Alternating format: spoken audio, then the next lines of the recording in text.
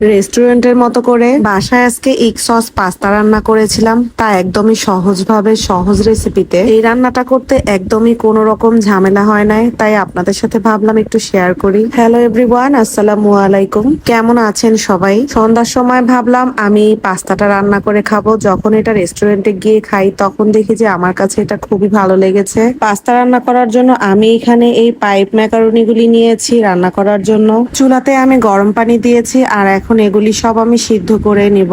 যে কোনো রকমের নাস্তা বানাতে আমার কাছে খুবই ভালো লাগে, আর নাস্তা বানিয়ে কাউকে খাওয়াতেও আমার কাছে খুব ভালো লাগে। তো এগুলি আমি এইদিকে সিদ্ধ করে নিচ্ছিলাম, তারপরে আরেকদিকে হচ্ছে টমেটোটাকে এইভাবে করে কেটে নিয়েছি বিচি ফেলে দিয়ে। তার সাথে আমি কাঁচামরিচটাকেও ফালি করে কেটে নিয়েছি। সিদ্ধ হয়ে যাওয়ার পরে আমি একটা জালনিতে করে এগুলি ছেঁকে নিয়েছি। চিজ দিয়ে যারা পাস্তা খেতে একদমই পছন্দ করেন না, তারা কিন্তু এই পাস্তাটা অবশ্যই পছন্দ করবে, এইটা তো আমি একদম নিশ্চিত।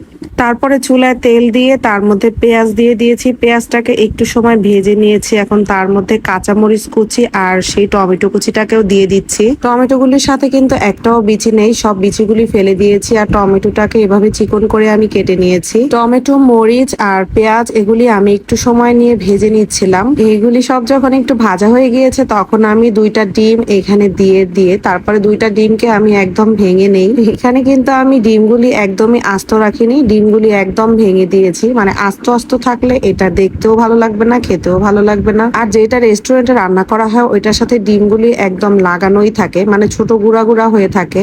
আমি এখানে পাস্তার মধ্যে থাকা যে মশলাটা ওইটাও দিয়ে দিয়েছি। তারপরে আবার এইগুলিকে আবার একটু সময় নেড়ে দিচ্ছিলাম। এরপরে আমি 2 টেবিল চামচের মতো সয়া সস দিয়ে দেই এর মধ্যে। তারপরে এখানে দিয়ে দিই টমেটো সস। 2 রকম সস দিয়ে তারপরে আমি এটাকে এখন ভালো করে মিশিয়ে নিব একটু সময় নিয়ে, চুলার আঁচটা কমিয়ে নিয়ে। এগ সস পাস্তাটা কিন্তু আমি আজকে প্রথমেই রান্না করতেছি। এটা যখনই আমি রেস্টুরেন্টে খাই তখনই ভাবি যে বাসায় গিয়ে একদিন ট্রাই করব। তো আপনারা পুরো ভিডিওটা দেখলেই কিন্তু বুঝতে পারবেন যে আমার পাস্তাটা কেমন হয়েছে। সব মশলাগুলি একসাথে মিশিয়ে কিছুক্ষণ সময় নেড়ে চেড়ে তারপরে আমি কিন্তু এখানে এখন সিদ্ধ করা পাস্তাগুলিও দিয়ে দিয়েছি। এখন আমি সব মশলার সাথে ভালো করে মিশিয়ে অনেকটা সময় নিয়ে চুলার আঁচটা কমানো অবস্থায় আমি এটাকে মিশিয়ে নিব। আমি কিন্তু প্রথমে অল্প একটু পরিমাণ লবণ ব্যবহার করেছিলাম, আর এখন বাকি আরেকটু অংশ আছে। চাইলে কিন্তু এর সাথে ক্যাপসিকামও ব্যবহার করা যেত, কিন্তু যেহেতু বাসায় ক্যাপসিকাম নেই তাই আমি ক্যাপসিকামটা দিতে পারিনি। অনেকটা সময় নিয়ে আমি এইভাবে কিছুক্ষণ পর পর নেড়ে মিশিয়ে দিচ্ছিলাম, আর এটা একটু ভাজা ভাজা হলেই খেতে বেশি ভালো লাগে। এরপর কিন্তু আমি এখানে 1 চামচের মতো টেস্টিং সল্ট দিয়েছি, আর এটা কিন্তু একদমই অপশনাল, না দিলেও চলে, তারপরও আমি একটু দিয়েছি। এখন আবার আমি সবকিছু ভালো করে মিশিয়ে নিচ্ছি, আর এটা বললাম না ভাজা ভাজা করে তারপরে আমি নামাবো। ভিডিওটা কে কোথা থেকে দেখছেন অবশ্যই কিন্তু একটা কমেন্ট করে জানাবেন। আমার রান্নাটা কিন্তু এখন প্রায় শেষের দিকে, এটা কিন্তু অনেকটাই হয়ে গিয়েছে, কিছুক্ষণের মধ্যে আমি এটা নামিয়ে নিব।